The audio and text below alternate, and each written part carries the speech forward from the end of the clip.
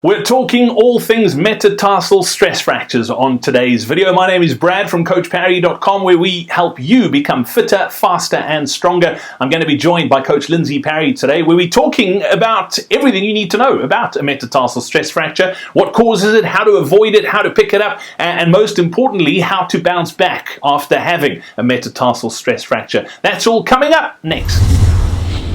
We're talking about metatarsal stress fractures. We've got Lindsay with us. Lindsay, a metatarsal stress fracture, it's something that's not cool to have as a runner. Before we get into sort of how to prevent it and that sort of thing, can you give us the sort of layman's guide to what is a metatarsal stress fracture?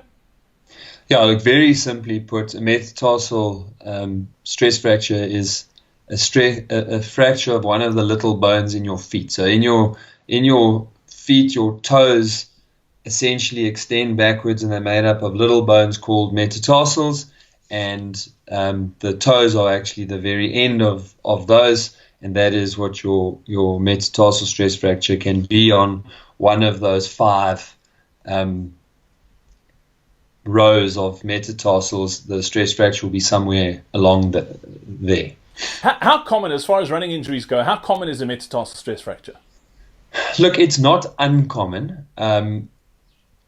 It's not the most common stress fracture. Typically, your shin or tibial stress fractures are the most common, but it's not uncommon. And often, if you have metatarsal stress fractures, those are caused from being in the incorrect shoes. That would be the most typical cause. But what I have found over the years is that when we break down, we generally break down at the weakest point. So there's a long line of stress, and the part of the body that's unable to deal with that stress is the part that breaks. Let's talk about the causes. You mentioned shoes. Is that the only cause or the only thing that can cause a metatarsal stress fracture? It's primarily an overuse injury. Okay, so it would mean that you've overdone it, and certainly training surface would impact on that. So if you're training on hard paving all the time, that would put you at a higher risk of developing any type of stress fracture. Building up too quickly, too soon. Certainly nutrition. If you have really poor nutrition, if you're really underweight, losing. Certainly people with the eating disorders are predisposed to getting stress fractures easier. And marathon runners typically are always trying to lose as much weight as possible. And I saw a tweet in the middle of the week which was absolutely ridiculous. But and to be fair, the person who tweeted it, his name now escapes me, was pointing out the ridiculousness of it, where he'd overheard a discussion between elite marathon runners saying that the best weight for marathon running is the weight at which you get a stress fracture +1. I just say that because it highlights the fact that when you are underweight, if you aren't eating properly, if your nutrition is poor, then that is a contributing factor to stress fractures. Lindsay, what does a metatarsal stress fracture feel like? I mean, often we have like little aches and pains, but how do you know? I mean, you obviously have to go for medicals and x-rays and that sort of thing, but what does it feel like to have a metatarsal stress fracture? Look, quite varying degrees of pain, to be fair, and that's one of the difficulties in diagnosing stress fractures, is that they aren't always extremely painful. I mean, eventually they do get there, of course, but by their very nature, stress fractures are like a dull, underlying, niggly pain that you're not quite sure, is this serious? You can often run with these stress fractures, and quite typically, stress fractures will stop hurting. They'll be sore at the start of exercise, and then the pain and discomfort might minimize, sometimes go away completely. Of course, if you carry on running in that particular run long enough, the pain will return. And then quite typically, immediately after exercise, as soon as you start cooling off, I'd say 15 to 30 minutes, the pain will start to return. And then often that pain will sort of start to peak at an hour and a half to 2 hours afterwards. So they are sometimes a little bit difficult to initially diagnose because some people are incredibly sore, and I've often heard, doctors when they diagnose a stress fracture say, "Wow, this is really bad. You must have been running in pain for a long time." And the runner's like, "Well, actually, no. I felt it for the first time ever on Wednesday, and actually, I didn't feel it while I was running. I felt it after I was running." So, from that point of view, they can be difficult to diagnose. They often come on quite slowly over time. So, because they really aren't that sore, and come and go, we tend to run on them until we've done some real damage. And that's the difficult part, Lindsay.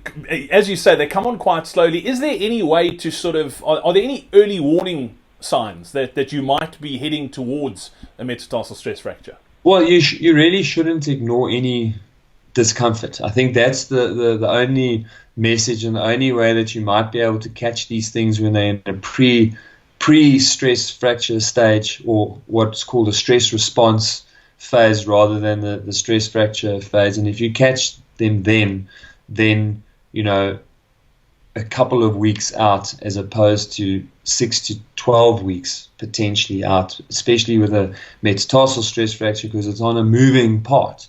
So they also tend to heal slower than some of the other stress fractures. Let's talk about the treatment. You get diagnosed, you go see a doctor, they do x-rays, you've got a metatarsal stress fracture. What next?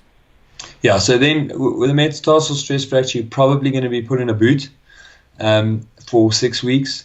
You're probably going to only start running another 2 to 4 weeks once you've come out of the boot. You will probably be put on a course of steroidal anti-inflammatories, which will help with the initial discomfort and reduce some of the inflammation and pain. And then it would be a question of trying to get to the bottom of what caused it. So you would analyze your training program and just see how you could make some changes to fortify in the future, make sure there are no real horrible biomechanical things in your makeup that are predisposing you to particularly a metatarsal stress fracture, checking out the shoes. And, if I get people with, and in the last 2 years, I've seen quite a few metatarsal stress fractures, and I've asked them straight away, "Are you running in X shoe?" And the answer has been yes. So from time to time, there is a shoe that, for whatever reason in its design, it's placing stress through a particular place. So in this case, they were lateral stress fractures, all running on the outside of the foot. And so, you do pick up patterns when there's suddenly a spate of these injuries. You go, well, hang on, if there are lots of people getting it, something else is afoot. Get onto the internet, do a Google search. It may well just be that there's a problem with that particular shoe model for that particular season. And then obviously for you as an individual, you might be running in absolutely the wrong pair of shoes. And certainly during the process, regardless of what you establish as the cause, I've already spoken about nutrition. So again, just, we would go back and make sure that you aren't starving yourself, that you are nourishing yourself properly. But then certainly as part of that rehabilitative process, we will make sure that we strengthen all the muscles that are in particular required for running well, and I'm speaking there primarily glutes, quads, hamstrings, those sort of muscles. And bouncing back and running again post a metatarsal stress fracture, is there anything you should do? I'm guessing building up slowly is vital.